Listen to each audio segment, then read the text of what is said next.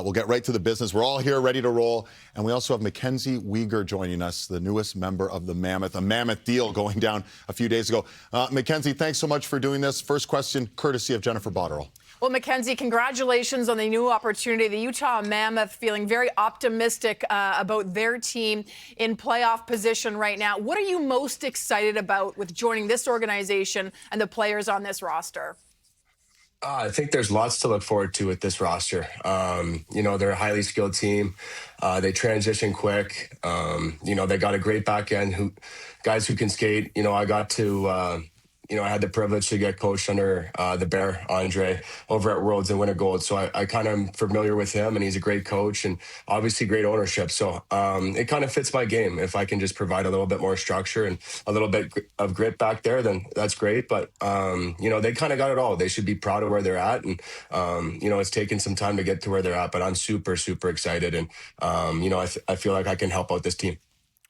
Weegs, I got two siblings living in Calgary. I know how good of a city it is to live in, grow up in, raise a family in. You want to just speak on your time in Calgary? I know how much you enjoyed it.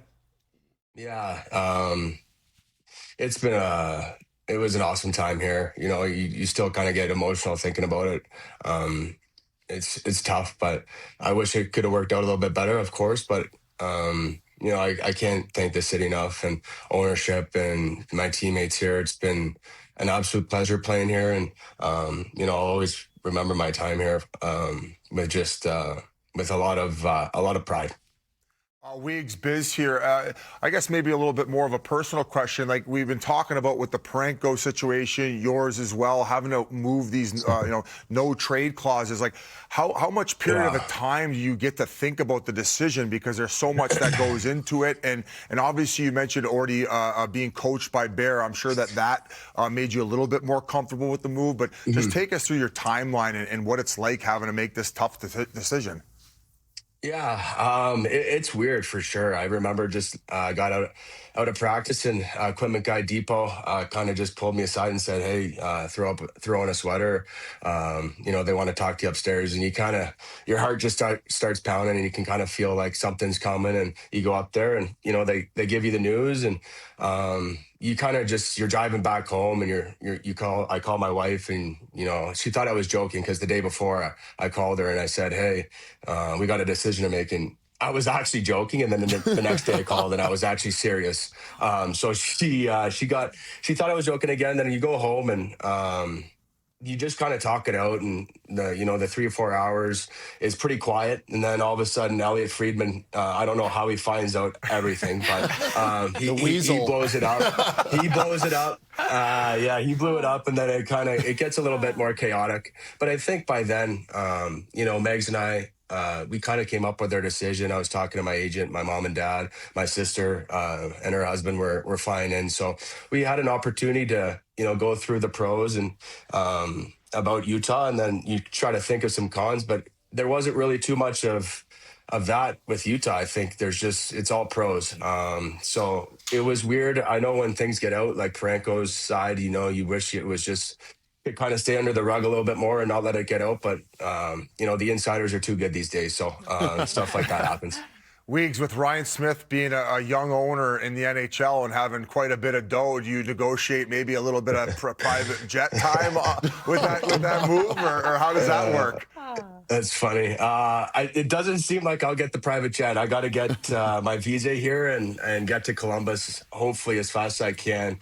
But I know he's pretty generous with his money and the private jet. I saw him pick up Keller there in Miami. He's got some cool style. He's fun to talk to. He sounds like an awesome owner, and I think that he's really changed that organization around.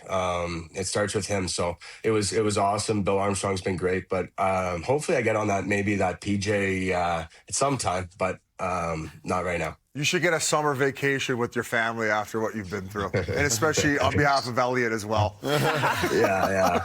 So have you not learned anything from Shaq over the years? It's supposed to go 1, 2, 3, 4, not 1, 2, 3, back to 3, back to 3, back to 3, and then maybe 4. Back to we're on TV.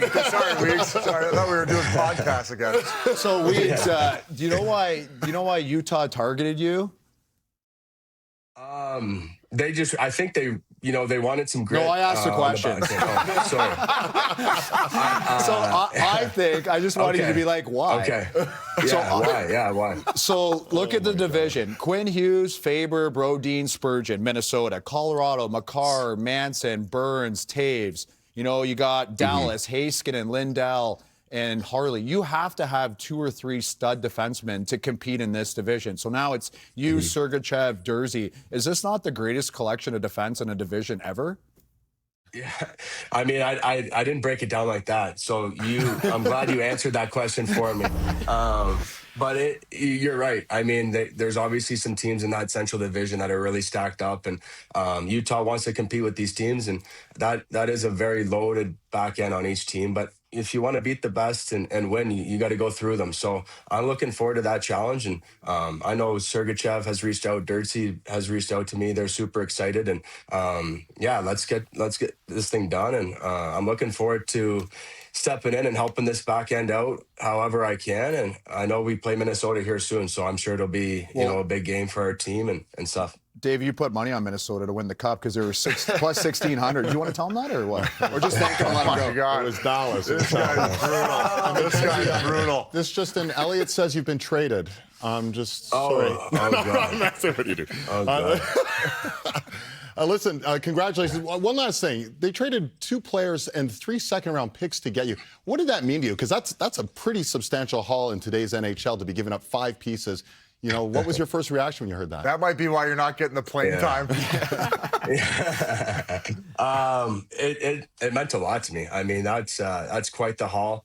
I'm happy for, you know, Calgary as well. You know, I think it's worked out for both sides, and I think I've left Calgary with everything, and they've talked to me with a lot of respect leaving this team, and the fans have been really great. You know, through this trade, but you know, seeing the 3 second-round picks and you know, a prospect and a player, it's pretty cool. Maybe a little bit more pressure because you know, it's going to be a good trade talk, I'm sure, in the future, and I want to hold myself high, and I want to win that trade, of course, for Utah. But yeah, that was pretty cool to see 5 pieces go the other way. My buddies were pretty happy to see that. Well, MacKenzie, congratulations on the new move. You'll be missed, obviously, in Calgary and in one of the Canadian markets, but best of luck in Utah, and thank you so much for taking the time here. Yeah, thanks a lot, guys. I appreciate it. Thanks, Elliot. There he is, MacKenzie Weegar. Great moment there. Hockey Central Trade Deadline presented by Bet365, and such likable guys being moved. There is a human side to this as well. We'll see what happens in the last 2 hours next.